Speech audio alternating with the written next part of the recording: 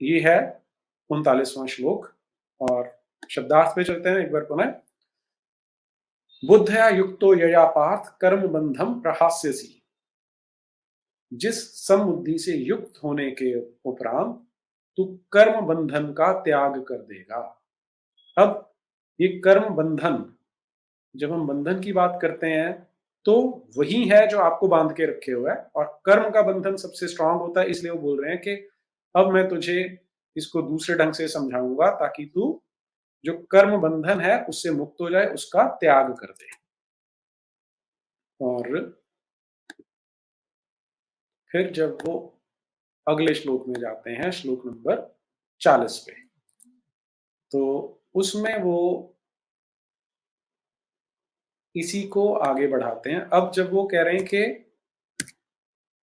हम इसे कर्म योग में समझेंगे, तो जो 40वां श्लोक है, नेहाभिक्रम नाशोस्ति प्रत्यवायो न विद्यते स्वल्पमस्य धर्मस्य त्रायते महतो भयात्। न नेहाभिक्रम नाशोस्ति। अब इसमें न इह अभिक्रम नाशोस्ति, मैं एक बार शेयर करता हूं आपके साथ।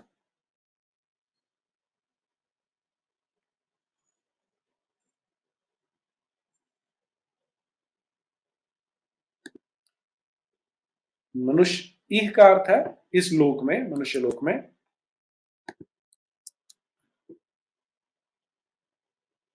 अब क्योंकि यहाँ कॉन्टेक्स्ट समबुद्धि का चल रहा है, तो जब अस्य आया है तो इस बुद्धि के बारे में बात कर रहे हैं कि इस लोक में, ये जो मानव लोक है, मृत्यु लोक है, इसमें जब तू समबुद्धि की ओर बढ़ेगा तो इस धर्म के आरंभ का नाश नहीं होता।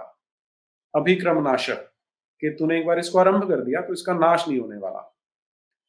और प्रत्यवायो न विद्यते, यानी इसका विपरीत फल भी नहीं मिलेगा। क्योंकि बहुत बार क्या होता है कि हम इस सोच में पड़ते हैं कि हम ये जो काम कर रहे हैं, क्या इसे पूरा कर पाएंगे। और दूसरा, हमें कंफ्यूजन ये होती है कि कहीं ऐसा तो नहीं कि हमें इसका कोई उल्टा ही रिजल्ट मिल जाए, हम करने दो, भला जा रहे हैं और वो बुरा ही जाए। तो यहाँ पर ये बताया जा रहा है कि ये जो समबुद्धि है, इसमें अगर तू इसकी ओर बढ़ जाएगा, तूने इसका आरंभ कर दिया, तो सबसे पहली चीज कि इसका कभी नाश नहीं होता, और दूसरी चीज कि इसका प्रतिफल भी नहीं मिलता, इसका उल्टा फल भी नहीं मिलता। फिर स्वल्पमस्य धर्मस्य, स्वल्पम अप्यस्य, कि इसका थोड़ा सा भी, अगर तूने इसे थोड़ा सा भी अनुष्ठान कर लिया, स्वल्पम यानी थोड़ा सा, अपि यानी भी, धर्मस्य त्रायते महतो भयात्, तो ये तुझे बहुत बड़े डर से मुक्त कर देगा। आगे एक श्लोक में अर्जुन पूछने वाले हैं कि जब मैं इस रास्ते पे चलूंगा तो कहीं ऐसा तो नहीं है कि, जब उसे कह क्या रहे हैं कि तुझे मन पे कंट्रोल करना है, तो अर्जुन उनको पहली बात बोलता है कि मन को कंट्रोल करना तो बहुत मुश्किल है। और फिर वो एग्जाम्पल देता है कि मन को कंट्रोल करना तो इतना मुश्किल है जैसे हमने पवन को, वायु को कंट्रोल में करना हो। तो आप बोल रहे हो मन पे निग्रह करने को, अगर मैं इसमें सफल नहीं हुआ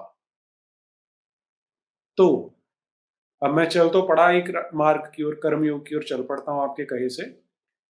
अगर मैंने ऐसा कर दिया तो ऐसा तो नहीं होगा कि जिस तरह एक बादल को हवा उड़ा के इधर उधर छिन्न भिन्न कर देती है, टुकड़े कर देती है, कि ऐसा तो नहीं होगा कि मेरा भी वही हालत हो जाएगी कि ना इधर का ना उधर का। तो उस कॉन्टेक्स्ट में ये श्लोक हमारे लिए बहुत महत्वपूर्ण है कि यहाँ पर, और इसको मैंने अपने ऊपर इसका अनुभव किया है कि आप एक बार समता की ओर बढ़ जाते हैं तो वो एक लगभग एक स्थायी भाव हो जाता है, भले ही बहुत छोटा हो।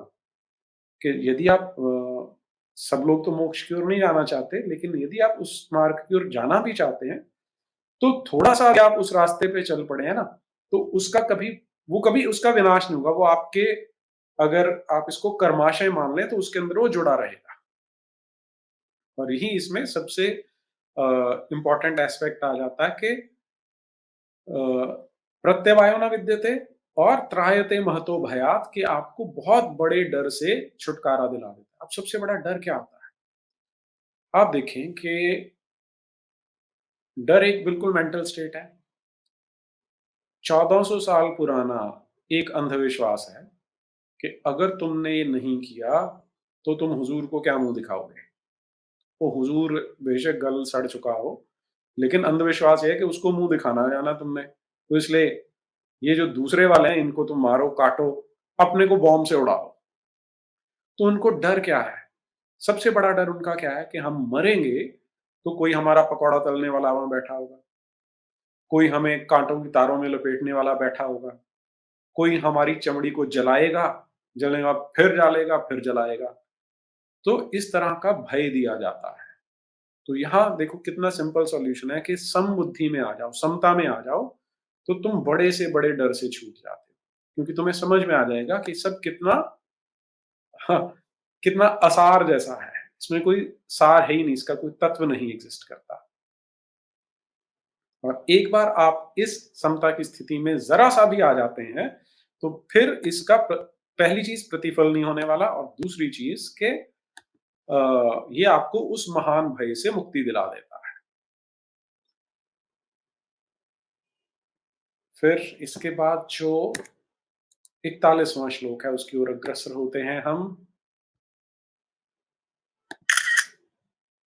अब ये जो समबुद्धि है, इसको भगवद गीता में अलग-अलग ढंग से, अलग-अलग शब्दों से कहा जाता है। तो यहाँ पर जो श्लोक 41 है, उसमें इसे कैसे कहा जा रहा है, मैं वो आपके साथ एक बार शेयर करता हूँ।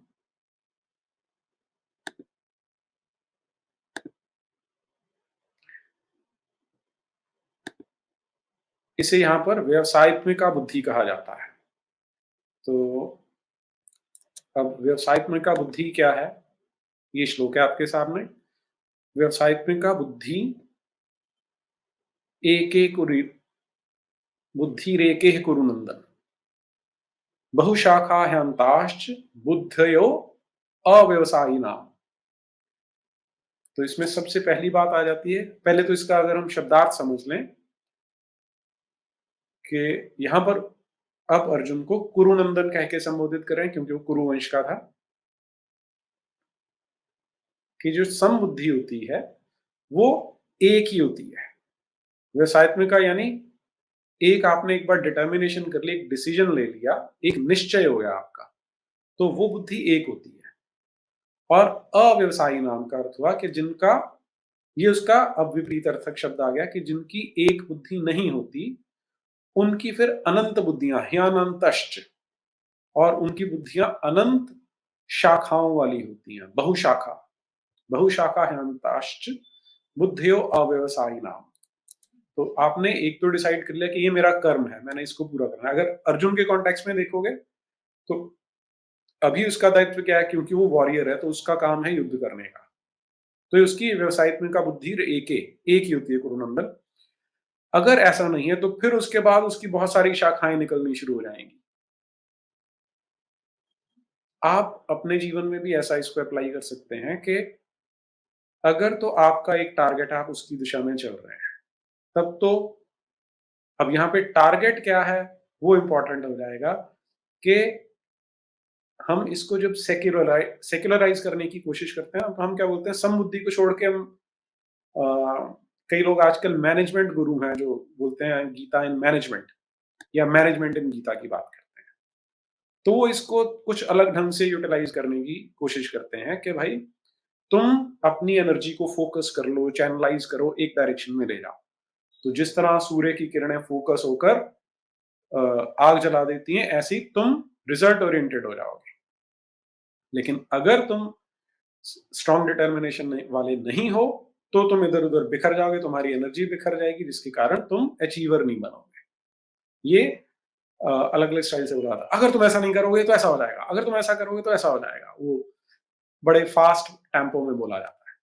लेकिन यहाँ पर वो बात, सबसे इंपॉर्टेंट चीज क्या है कि आपकी जो बुद्धि है वो समबुद्धि है कि नहीं। व्यवसायत्मिका बुद्धि यानी समबुद्धि, जिसका कॉन्टेक्स्ट चल रहा है यहाँ पर, कि अगर तो समबुद्धि वाले हो, तब तो तुम वो एक सिंगुलैरिटी है कि वो आपको एक ही मार्ग पे ले जा सकती है, अदरवाइज़ जो पतन के रास्ते हैं, वो सैकड़ों हैं। अगर तुम इससे भटक जाते हो, तो फिर एक तो बुद्धियाँ बहुत हो जाएँगी और फिर उन सब में से अलग-अलग शाखाएँ निकलनी शुरू हो जाएँगी। और यही यहाँ पर जो कर्म योग जहाँ पे आरंभ किया उन्होंने, उसमें वो आपको ये बताते हैं।